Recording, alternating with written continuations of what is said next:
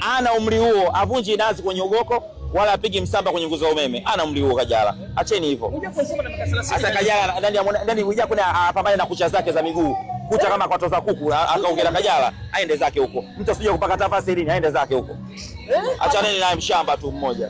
Harmonize na Kajala wanapendana na sitaki kuongea sana hivi, japokuwa kuna siku nawaahidi mtawapeni figa nzima ya watu wawili. Natoa hii. Sawa, lakini Harmonize na Kajala wanapendana na tuombee heri. Ndio maana wanaenda. Mimi naweza kusema wote wanategemeana.